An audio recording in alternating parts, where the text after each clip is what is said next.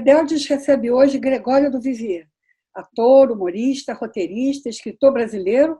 Do Vivier é também um dos criadores de esquete do canal Porta dos Fundos, grande sucesso no YouTube desde 2012, e está no ar com Greg News, no canal HBO. Rebeldes, nosso espaço virtual, reúne o jornalista Ciro Benjamin, o historiador Daniel Arão Reis, a jornalista Cristina Serra e eu, Andréa Pena, também jornalista. Bem-vindo, Gregório. Muito obrigado pelo convite para participar aí desse elenco que eu admiro tanto, só gente aí que eu sou fã. Então, obrigado mesmo, são incríveis, é um prazer estar entre rebeldes, com causa. Gregório, eu vou dar o pontapé inicial, então.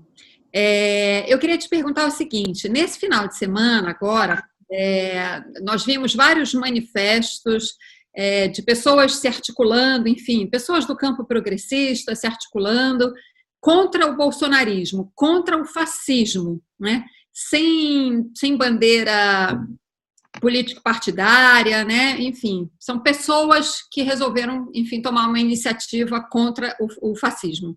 Eu queria saber, em primeiro lugar, porque eu dei uma passada de olhos na lista das pessoas que assinaram o manifesto Estamos Juntos, a outros movimentos, mas eu queria saber se você assinou, não lembro se você assinou. Se você assinou, por que que você assinou? Se você não assinou, por que que não assinou? E já emendando aqui a pergunta, eu queria saber também o que você acha da posição do ex-presidente Lula, que não assinou o manifesto Estamos Juntos. Eu assinei, meu nome está lá no Estamos Juntos, a convite, se eu não me engano, do Antônio Prata, que é um grande amigo e um dos articuladores. E eu acho assim, super legal essa iniciativa que está rolando, de ter uma grande, uma frente ampla que inclua aí todo o campo democrático. Precisa ser vasto mesmo, sabe?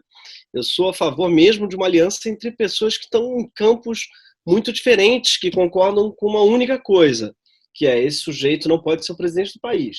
Esse sujeito já cometeu crimes suficientes no cargo. Eu não digo nem o que ele falou antes, mas desde que ele assumiu, ele já degradou a nossa democracia o bastante para que isso justifique que a gente peça a sua saída, né? Pelo menos é o que eu entendo. O manifesto acho que não chega nem a pedir isso, mas é o que eu acredito e estou pedindo.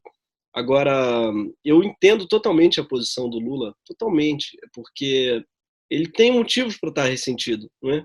Nenhum daquelas pessoas daquele manifesto foi presa recentemente no nossa democracia, foi presa e teve a prisão aplaudida por pessoas do mesmo manifesto, não é? Porque naquele manifesto ali tem gente que aplaudiu a prisão dele. Então eu entendo que ele não queira fazer vista grossa para essas pessoas, acho perfeitamente compreensível. Ao mesmo tempo ele foi convidado, né? Então eu acho que tem uma vontade grande das pessoas de também rever a posição delas antipetista. O antipetismo é uma doença que assolou o país e ainda assola, claro. Mas eu tenho a impressão de que muita gente está caindo uma ficha aí. Acho que com o Moro, a queda assim, do lavajatismo, né? Desde que o Moro virou um bolsonarista, agora desvirou. Enfim, muita gente acho que passou a rever a adesão cega à Lava Jato. Então eu acho que talvez caiba também ao Lula, que é um sujeito que é um conciliador, não é, na história dele, aí fazer essa conciliação. Tomara que ele faça, porque eu acho que vai ser muito bom para o manifesto. Afinal de contas, um manifesto que se queira, né, uma frente ampla democrática, tem que ter o Lula. Tem que ter o maior nome, o nome, pelo menos eleitoralmente, não é? O Lula de todos ainda é o que está à frente das pesquisas, todas. Então, eu acho que uma frente ampla tem que contê-lo. E eu acho que, tomara que ele queira que ele esteja com a mesma disposição que os outros agentes da democracia. Eu queria pegar o gancho com o que disse o Gregório. Eu também acho, Gregório, eu acho que o PT já não é exatamente um partido de esquerda, mas o antipetismo é de direita. Perfeito. É uma coisa que para mim, não tem. Agora, o Lula, ele não perde um pouco a autoridade para criticar a saída do Ciro Gomes para a Europa no segundo turno? Sim. Se ele próprio faz política com o fígado a partir disso aí, quer dizer, não era o momento dele mostrar generosidade, grandeza e inclusive aceitar, porque de certa maneira é uma mão estendida que esses golpistas hoje põem na medida que assinam um manifesto como esse contra Bolsonaro. Não seria uma demonstração de grandeza? Isso também não está um pouco ligado a um comportamento, digamos, um pouco tímido demais do Lula, desde que ele saiu da prisão, deixando o próprio PT em condições, enfim, sem saber o que fazer. É uma expressão dura, mas me parece que tem cabimento. O PT ficou muito tempo com a história do Lula livre, Lula livre. Uma prisão injusta era razoável que se dissesse Lula livre. Mas o PT meio que se resumiu a isso. E quando o Lula saiu da prisão e está numa posição mais tímida, um comportamento mais tímido, o PT ficou meio sem saber o que fazer. Me veio à cabeça a ideia do cachorro que sai latindo atrás do carro, e quando o carro para, o cachorro para de latir, não sabe o que fazer também. Quer dizer, não seria uma coisa que faria o Lula crescer na imagem do país se ele deixasse de lado esses ressentimentos? Sim, com certeza. Com certeza, você tem toda a razão. O Lula, eu tenho a impressão de que ele poderia estar tendo um papel hoje que ele não está tendo. Falando um monte de besteira, falou agora do Corona, foi um monstro do bem que surgiu aí para fazer a justiça de Deus ex machina, né, do Corona na cabeça dele. Então, tá falando um monte de besteira. Agora, eu não sei dizer, porque eu não fui preso recentemente e tive pessoas que eu considerava parceiros me virando as costas para dizer. Então eu não saberia também, eu não julgo ele por ressentimento, porque deve ser fogo estar na situação dele também, sabe? Então, assim, eu acho que é lamentável, seria muito mais legal, claro, se ele tivesse ajudando a construir essa frente ampla, que infelizmente não existe sem ele, existe muito fraca sem ele, não é? As pessoas falam, somos 70%, somos 70%. Se não tiver o Lula, não é nem 30%, 40%, não é? É metade de 70% e nem isso, assim. Então, eu acho que sem ele não se consolida. Então, precisa muito dele. Agora, acho que também tem isso, ele sabe disso. Ele sabe disso e talvez esteja querendo uma aliança que use um pouco os termos dele, não é? Talvez ele queira algum tipo de negociação aí, queira dizer talvez os termos dessa frente, eu não sei o que ele está querendo, ou talvez seja só ressentimento mesmo, que é uma possibilidade. A nossa política é muito movida também por ressentimento, não é? E eu acho que é uma pena, mas é um fato. O Ciro também é um ressentido, né? O Ciro, hoje, ele continua antipetista do jeito que ele está, dizendo que, sei lá, que o Lula é chefe de quadrilha, umas coisas assim, completamente anacrônicas, né, com o momento atual. Então, eu acho que o ressentimento ele ainda está em todos os lados. Eu acho uma pena, claro, mas para usar um termo da moda, o meu lugar de fala me permite olhar isso daí e achar bobo, achar ridículo, achar que deveriam superar os ressentimentos. Eu não sou um dos agredidos por esse lado, ou na verdade até sou. Muita gente me bate, mas eu acho que eu estou numa idade, eu acolho qualquer porrada, estou acostumado, crescido na internet, nos haters de internet, estou acostumado a me odiarem e não guardo ressentimento, não. Eu acho que talvez o Lula, o Ciro, eles pudessem aprender com isso, dizer assim, olha, bola para frente, não é? Vamos começar agora alguma coisa nova aí. Seria o ideal, mas eu não estou vendo isso acontecer tão cedo. Eu queria que eles tivessem a grandeza das torcidas organizadas. Meu sonho era que os políticos no Brasil fossem maduros como os líderes de torcida organizada. Quem diria que hoje estão fazendo, esses sim, uma frente ampla pela democracia. Quem dera, não é? Mas ainda não aconteceu. Gregório, tudo bem? Eu queria te perguntar o seguinte, você, aí, no humor que você empreende, né, você faz críticas muito feridas ao Bolsonaro e às direitas em geral, né? Você não teme aí como é que você encara isso, né? Você não teme ser perseguido? E, por outro lado, também, na sequência dessa pergunta, eu queria trazer um assunto que a gente estava debatendo aqui antes de você entrar, que era se você acha que o Bolsonaro, no fundo, não passa de um bravateiro, ou se ele é realmente, a ameaça que ele representa é realmente concreta, né, e efetiva. Bom, primeiro, eu tento não pensar no temor e nos riscos que a gente está correndo, porque o medo é uma coisa que paralisa, não é? Se a gente começa a pensar nas possibilidades de tudo que pode acontecer, enfim, de ameaças eu acho que a gente não age. Eu não estaria fazendo programa, o Greg News, eu não estaria fazendo Porta de Fundos, não estaria escrevendo, eu não estaria fazendo nada, porque se a gente começa a pensar, realmente, a gente vive num estado miliciano, com muitos paramilitares, não é, na rua, porque o problema hoje no Brasil não é só a violência política direta do Estado, mas é também a violência indireta, influenciada. São os cachorros loucos, né, que tem por aí, como o que atacou o Porta dos Fundos, por exemplo. Tem uma série de grupos hoje que não são diretamente militares, mas paramilitares. Além da milícia, nós temos grupos paramilicianos, não é? A milícia já é uma organização paramilitar e tem hoje grupos nem milicianos são loucos, cachorros loucos aí que andam, feito a mulher do bastão, que estava ontem lá na Paulista. Tem muito doido por aí, com perdão aos doidos, tá? Estou falando de doido em outro sentido, assim. Muita gente por aí que age sob influência de Bolsonaro, mas não sob comando dele. Então, isso daí, se você começa a pensar, realmente, bicho, é uma loucura. Tá todo mundo correndo risco, todo mundo, vocês, todo mundo que está hoje falando no Brasil, está correndo risco. Manifestando, então, sair a protesto hoje, é se expor porque o negócio está muito violento fisicamente. Agora, eu tento não pensar nisso, porque é uma coisa que paralisa.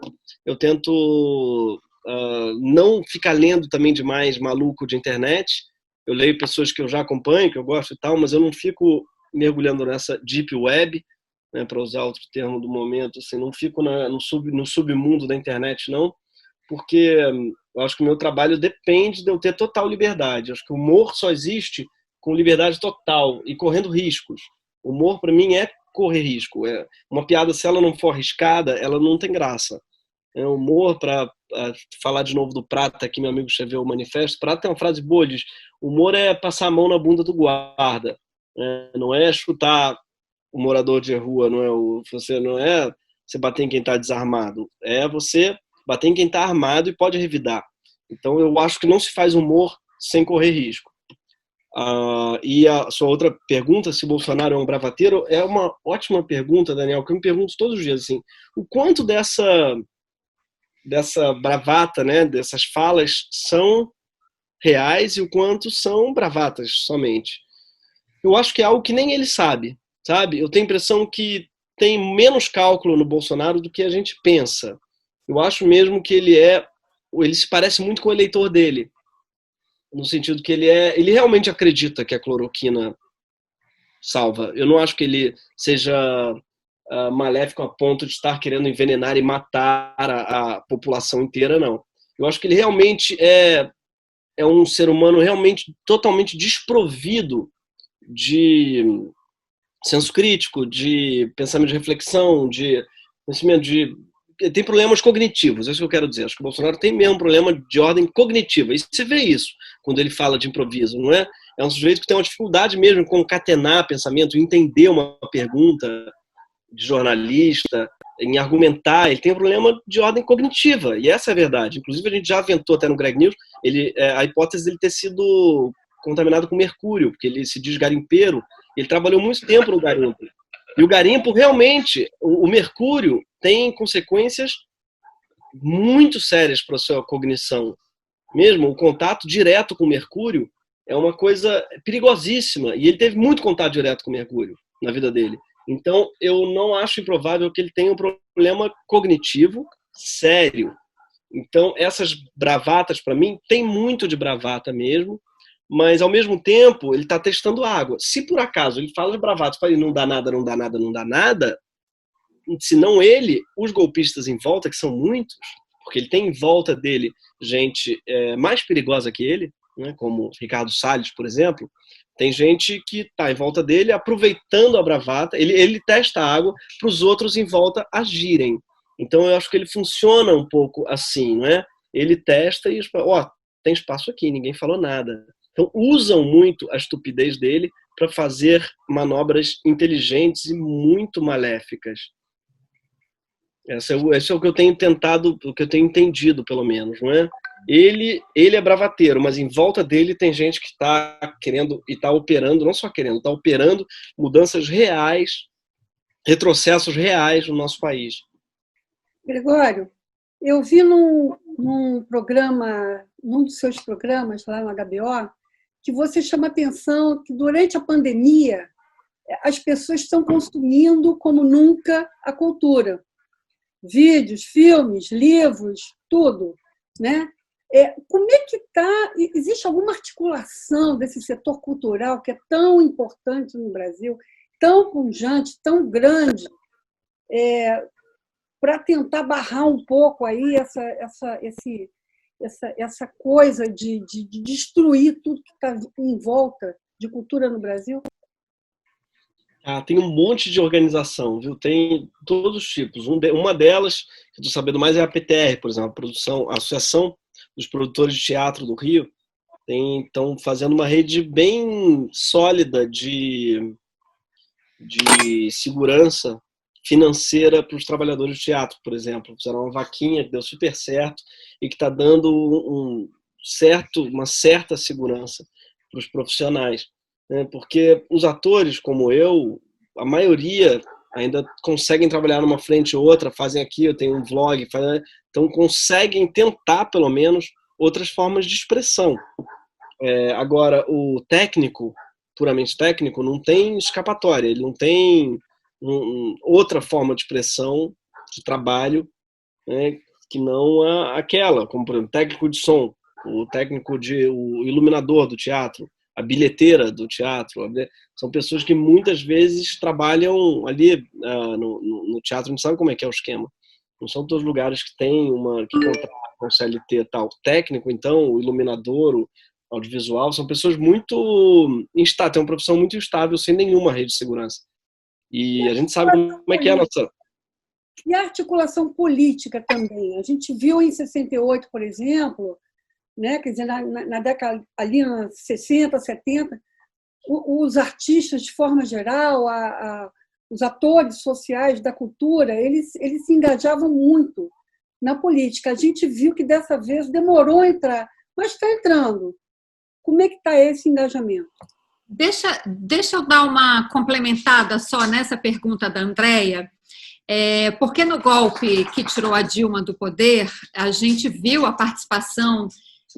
Na verdade, a gente viu uma divisão, né, entre alguns artistas. Você via gente apoiando aquelas passeatas que pediam o impeachment da Dilma e via artistas dizendo que não, que isso era golpe, etc., né? Mas a gente conseguiu, assim, para quem é de fora, né, nós que vemos esse meio artístico de fora, percebemos essa divisão. Aí eu queria saber exatamente como está hoje. Qual é a tua percepção diante dessas barbaridades todas do Bolsonaro, a péssima condução da crise sanitária e tal?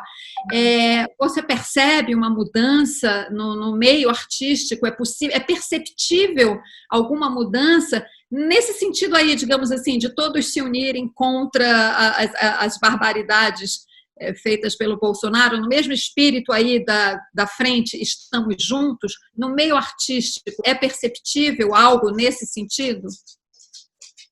Sim, Cristina, eu sinto que sim, que cada vez mais sai gente desse barco furado do bolsonarismo. Assim, o impeachment da Dilma, ele deu o golpe, como preferir chamar, né? Todos sabemos que em algum grau foi um golpe. Ele foi certamente um divisor ali, porque a sociedade ali, a classe artística ficou muito dividida. Ficou muita gente do lado de lá, muita gente dizendo que PT, roubalheira do PT, por exemplo, sertanejos, todos em massa. Então, claro, nossa classe artística aqui, teatro, Zona Sul do Rio, Genópolis, São Paulo, aquela coisa, foi massivamente anti-impeachment.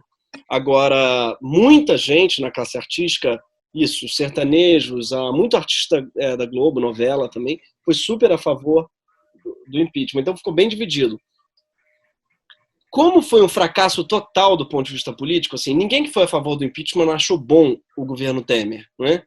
Então, ali rolou uma espécie de trauma, do lado de lá, sobretudo, de perceber assim, eita, que por que eu fui me meter nisso, entendeu? Agora eu estou com o governo Temer nas minhas costas. Agora foi uma responsabilidade minha esse cara estar aí. E aí eles todos teve uma espécie de, eu acho que teve uma espécie de desencanto com a participação política. Do tipo assim, caramba, eu fui para a rua, tirei a Dilma e agora está esse sujeito aí, o presidente talvez mais impopular da nossa história, né? Teve 3, 4% de aprovação, uma coisa que, assim, é mesmo um recorde. E aí aqueles caras ficaram, os artistas que foram a favor do golpe, ficaram meio, eita ferro, fui eu que botei esse cara aí, não contava muito com isso. E aí, na hora de Bolsonaro, eles ficaram quietos, porque pensaram assim, eu não quero me meter mais em política, não. Não deu muito certo a vez que a gente foi para a rua para tirar Dilma. Então, deu uma espécie de trauma, eu acho, em muita gente, achando que toda a participação política, toda a vontade de protestar contra o governo, dava em algo pior ainda, sabe? A pessoa... Eu vou fechar a janela porque começa a vir um barulho meio esquisito aqui. Pronto, perdão. Retomando, toda pessoa que pede, eu acho que... todas as pessoas que pediram lá o impeachment ficaram depois se sentindo um pouco burras. Não sem razão, né? Porque foi realmente um desastre, assim. Então ninguém achou aquilo muito bom. Agora, com o Bolsonaro sendo tão vocal, tão direto contra a classe artística, porque é um governo que é mesmo muito vocal contra a categoria dos artistas, né?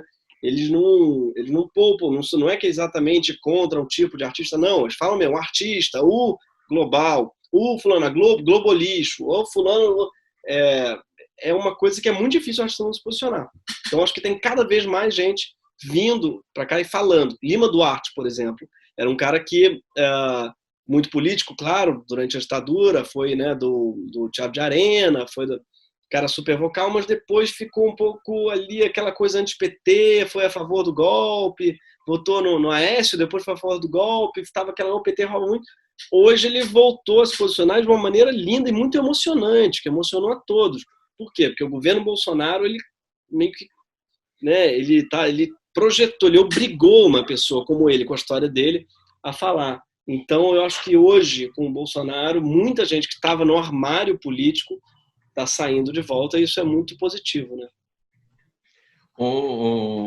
Gregório, o Brasil, felizmente, tem uma sólida tradição de humor político. A gente vê que desde o Império, os humoristas sacaneavam Dom Pedro II. Pedro I, acho que menos. Pedro II certamente era dos mais sacaneados pelos humoristas.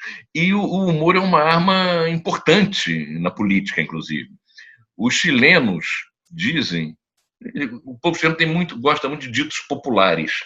E os chilenos dizem que del ridículo não há volta.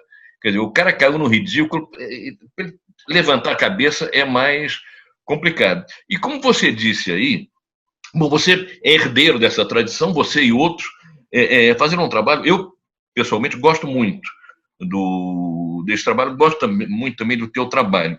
E fico pensando, e essa coisa que você levantou aqui, de que fazer o humor é um pouco ficar no limite, seja do ponto de hoje em dia, de uma provocação da direita que vem em cima, ou em outros limites.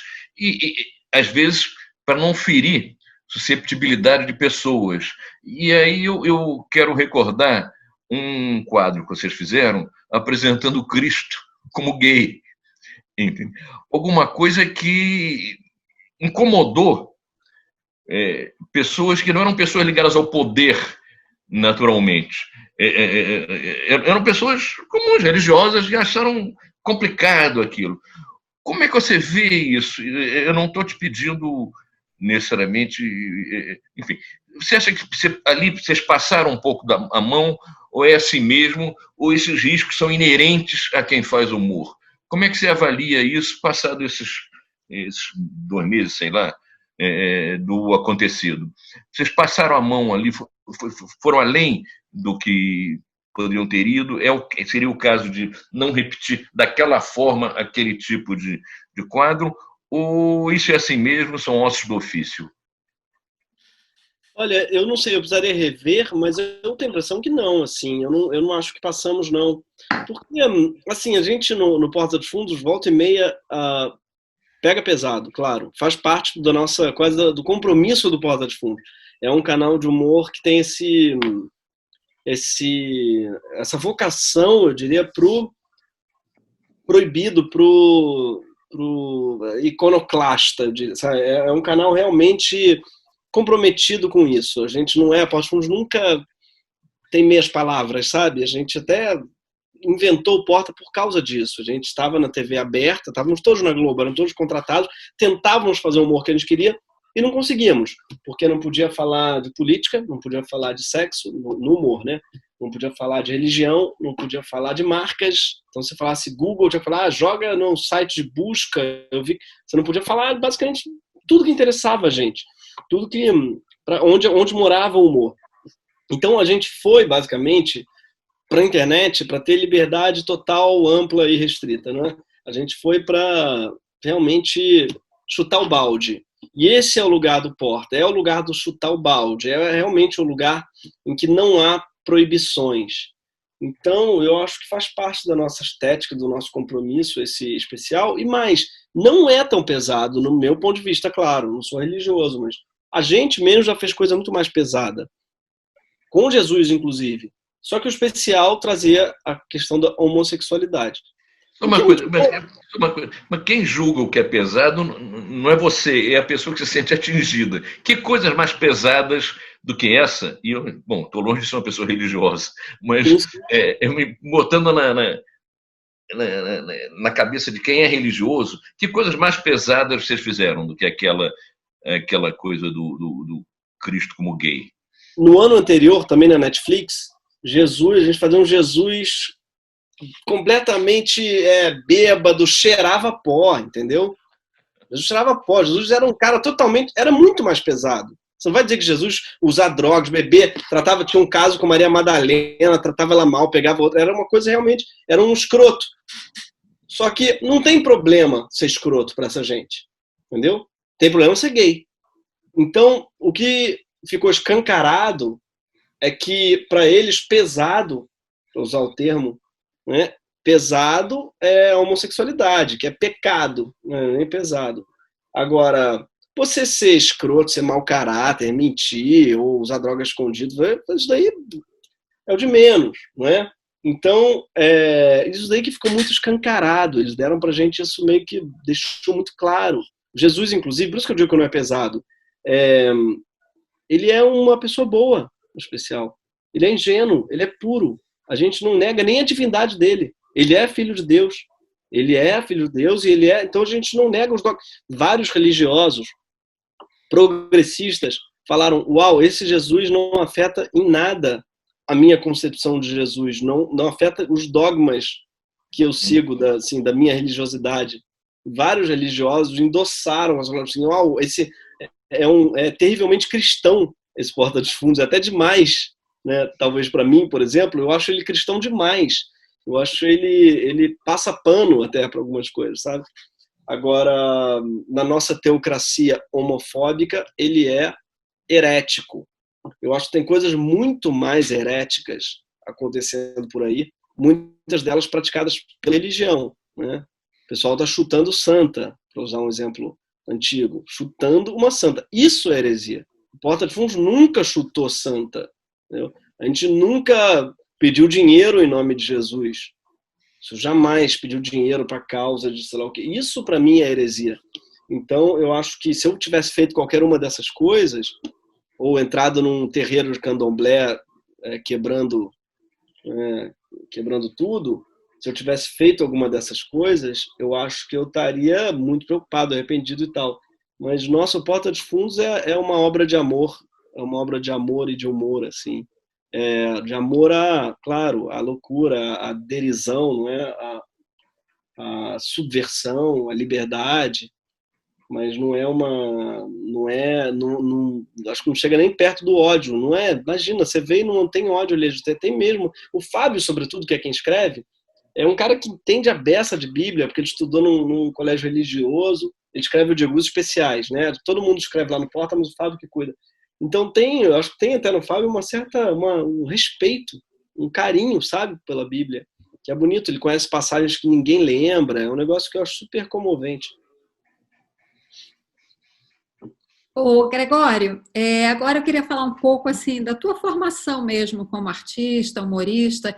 Eu não sei, agora eu não lembro exatamente se eu te assisti numa entrevista, enfim, mas em algum momento eu me lembro de você ter mencionado que quando você era criança, você assistia, se eu não me engano, na casa da sua avó, você gostava de assistir ao programa do Jô Soares. Não o programa dele, o programa com os tipos dele, mas o programa de entrevistas, no qual ele também fazia humor.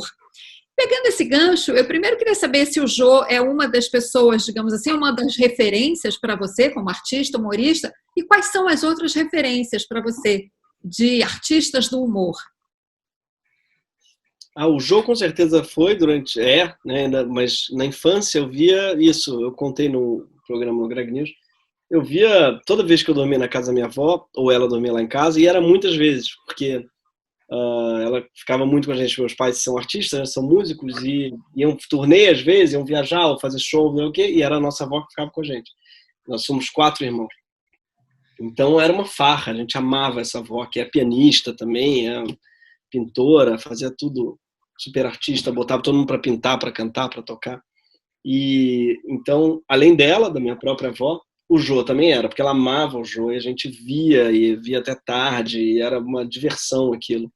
Mas para além do Jô, eu cresci vendo, nosso humor é muito rico. Trapalhões eu adorava Trapalhões, eu morria, eu tenho um carinho ainda com o Renato Aragão, por mais com todas as divergências, não é? A gente diverge, claro, a gente tem concepções de humor, hoje em dia muito diferentes, mas quando eu era criança eu morria de rir, eu tenho um carinho pelo Didi, que é ancestral. Eu vejo o Renato, eu fico mesmo, aperta o meu coração, porque de dificuldade de lidar, porque ele para mim ocupa um lugar no meu imaginário, no meu inconsciente, mítico, chapliniano mesmo. Para minha criança cresceu nos anos 80, 90, Renato Aragão é uma espécie de Chaves ou Chaplin, né, que ambos têm esse lugar parecido do palhaço icônico, do clown, né, para usar um anglicismo. E então Chaves, claro, Roberto Bolanhos, muito presente também na minha infância. E dos humoristas, mas isso daí foi uma fase. E depois, na adolescência, eu descobri o Monty Python. E descobri um tipo de humor que trabalha mais com a subversão da expectativa do que a confirmação. Porque o nosso humor tradicional, assim, que tem na TV aberta, mas que vem do rádio, que por sua vez vem do teatro revista e tal, tinha um humor muito focado na confirmação da expectativa, que se entra uma loura no palco, ela vai ser burra. Se entra um português, ele também vai ser burro. Agora, se entra um malandro carioca, ele vai ser esperto e vai roubar. Assim, é um humor baseado na confirmação e na perpetuação daquilo que o espectador espera que vá acontecer. E esse tipo de humor, que, claro, está no meu inconsciente, no meu afetivo, porque eu via criança o tempo inteiro, a Praça é Nossa. A graça da Praça é Nossa é que o cara, você sabe o que vai acontecer. Ele vai lá, tá lá sentado, vai abrir o jornal, não vai conseguir ler, porque vai chegar um cara e o cara vai falar sempre a mesma coisa, e você ri do fato de que você sabe o que vai acontecer e acontece. Eu, na adolescência, descobri o Monty Python, que é o oposto disso. A graça é que nunca acontece o que você espera. E aí eu fiquei muito fascinado por aquilo. E aí comecei a ler e pesquisar mais esse tipo de humor, que abarca, enfim, todo o universo. E fiquei muito, muito, muito obcecado no Brasil, inclusive na literatura, com o nosso Campos de Carvalho, que depois eu fiquei muito fã e li tudo que ele tinha escrito, que é um humor que abre portas e janelas, que está mais no lugar da poesia, às vezes até, do que da confirmação. Assim. É um humor que puxa, né, o seu tapete das certezas e tal. Tem um grupo em Portugal também que eu amo, que é o Gato Fedorento, que é um grupo à la Monty Python, assim, que também me formou muito na minha adolescência. Então essas são as formações. E claro, meus colegas. Eu sou mais novo da minha turma, porque eu entrei muito novo no Teatro Tablado. E lá no Tablado eu conheci pessoas que assim, me ensinaram muito. Embora fossem colegas que a gente contracenava e tal, eles me acolheram, porque era bem mais novo. eu aprendi muito com eles, que são o Fernando Caruso, Rafael Queiroga, o Marcelo Adnet, né? O Adnet, ele nem era do tablado, e o Adnet sempre foi brilhante, ele era um cara engraçado da turma. A gente morria de rir, eu via a gente... Então, a gente fez um grupo, que era o Zé nas Improvisadas, e um grupo de improvisação, e lá eu aprendi muito com eles. Ficamos 12 anos em cartaz, e eu aprendi muito com eles, assim. Então, eles também são influências, com certeza, além do Porta de Fundos, que também são um pouco mais velhos ali que eu, e eram pessoas que eu já admirava muito antes do Porta de Fundos começar. O Fábio eu frequentava no stand-up, ele fazia minha peça de improvisação, né? Cada um eu conhecia, assim, e admirava o trabalho. Então, tenho a sorte de poder ter trabalhado com pessoas que eu admiro muito. Estou respondendo, a combinação era de ser rápida as respostas, mas estou me estendendo a beça aqui. Eu acho que é saudade das pessoas de conversar, né? Quarentena. Não, era isso. Foi muito legal, foi muito bom saber. E você falou, é verdade. Eu guardei na memória, só não sabia onde, mas foi no episódio que você fez do Greg News, que, se eu não me engano, foi o que você falou da leveza da Regina Duarte, né? Isso. Não foi nesse? Que foi um episódio maravilhoso. Eu aproveito aqui para te dar os parabéns de viva voz. Foi muito bom. Valeu, Cristina. Obrigadão. Deixa eu trabalhar aqui uma questão anti-humor, essa extrema-direita que existe no Brasil. Na minha área de historiadores, sociólogos, cientistas políticos, havia muito disseminada a convicção de que o Brasil tinha superado a direita, e a extrema-direita nem se fala, né? Que o Brasil tinha passado por esse período, comentava-se que era um luxo, o Serra disputar a presidência da República com o Lula, né? Então, hoje, essa coisa, na verdade, era um equívoco, a extrema-direita estava aí subterraneamente, não é? Essa tradição autoritária brasileira estava sendo reiterada, até que, a partir de 2013, ela encontrou um canal e começou a se estruturar de novo, e está aí com toda a sua força, né? Com todas as suas bravatas também. Como é que você lida com isso no teu humor, né?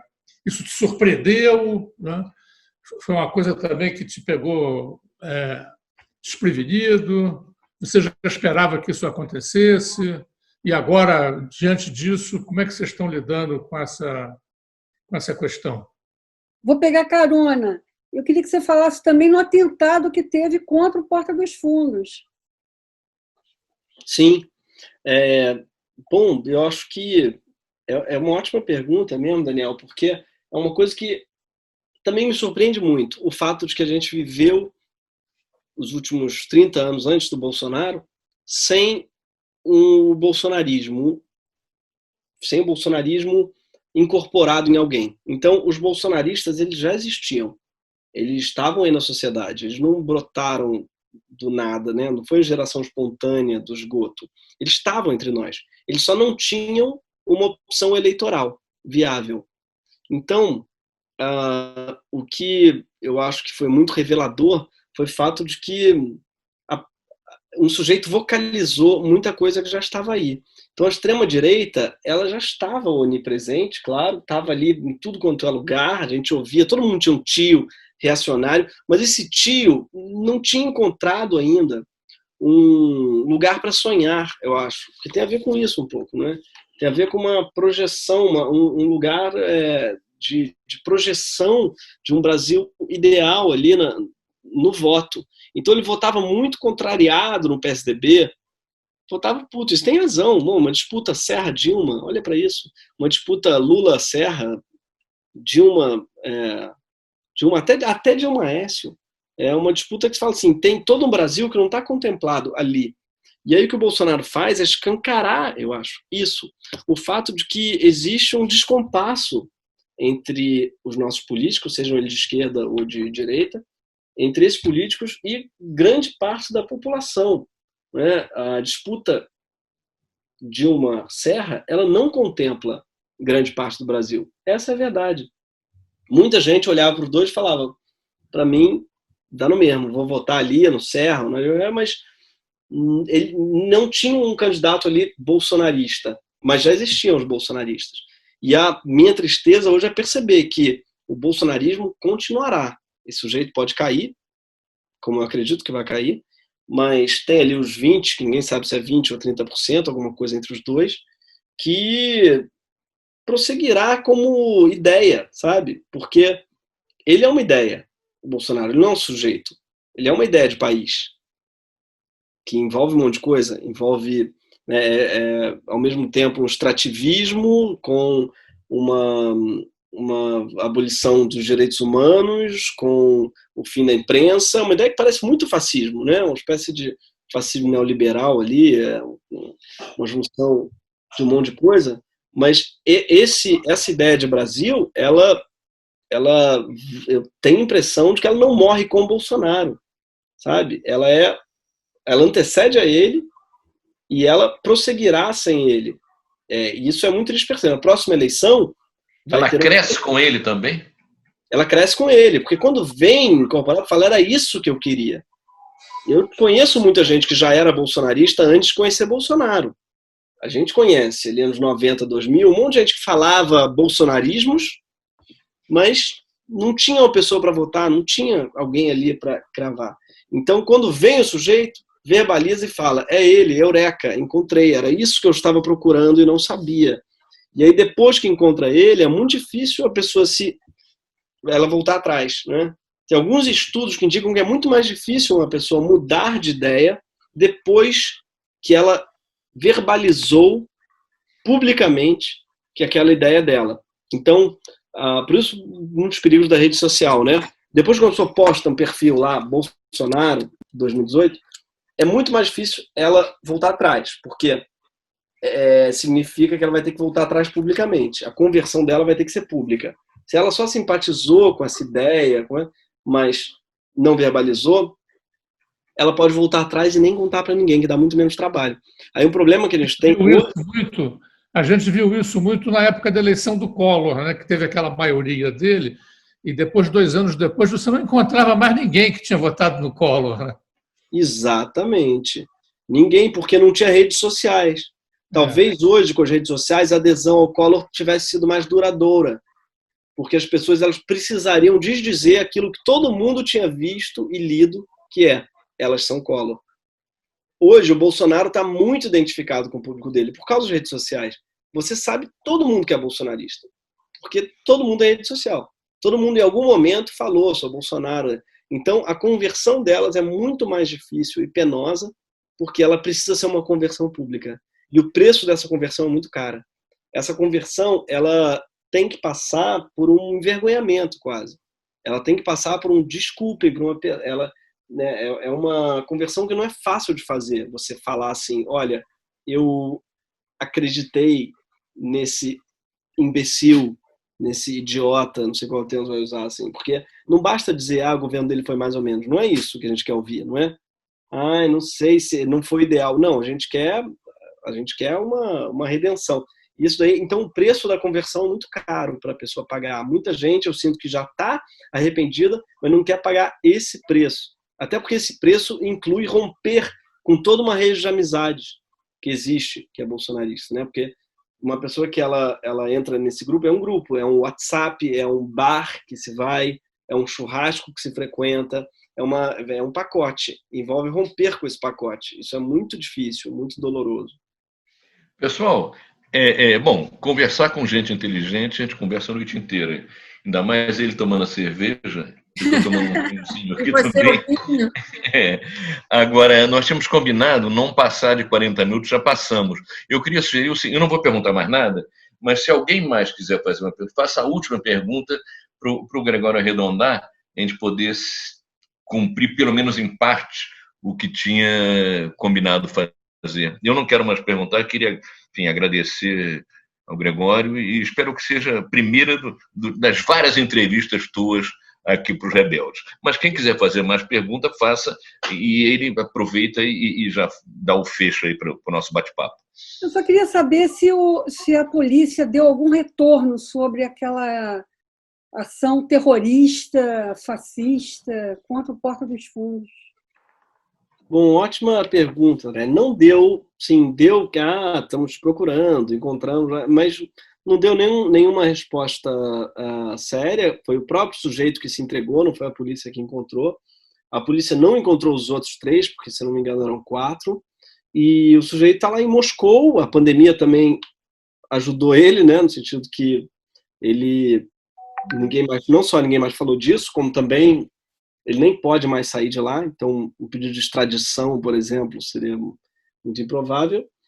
E então o sujeito está lá, não sei até quando, e é claro que é um pouco preocupante, né? Porque eu acho que esse sujeito está falando em nome de um grupelho de pessoas, que eu não acho que são muitas. Eu não acho que, por exemplo, Porta dos Fundos, muita gente ficou ofendida. Ficou sim, não vou dizer que são poucas não, mas eu tenho a impressão ainda que os radicais mesmo, as pessoas que aplaudem, por exemplo, esse tipo de ataque, são ainda muito poucos, não é? A Sarah Winter fala, por exemplo, em 300, nos 300. Na foto nunca apareceu mais de 30.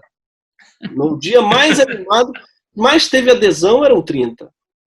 E eu acho que essa coisa do ataque Paulo Furto também eram 4 ali, que já é muito, mas, bicho, o integralista, aliás, diz muito sobre o Brasil, né? O sujeito é integralista e cafetão ao mesmo tempo. Tem umas fotos dele com pessoas acusavam ele de ter feito prostituição, de agendar prostituições, uma coisa complexa ali, uma rede de prostituição. Então ele é, ao mesmo tempo, integralista, cafetão e Leo, na casa dele. E terrorista, né? Terrorista. Então, assim, é um mix de dançarino de salsa. É um mix muito, muito curioso, né? E eu acho que diz muito sobre a extrema-direita, assim, brasileira. A gente não tem nenhum integralista, né, no Brasil, de verdade. Nem isso assim, de verdade. É tudo a nossa maneira, tudo a Bangu, com todo respeito ao Bangu.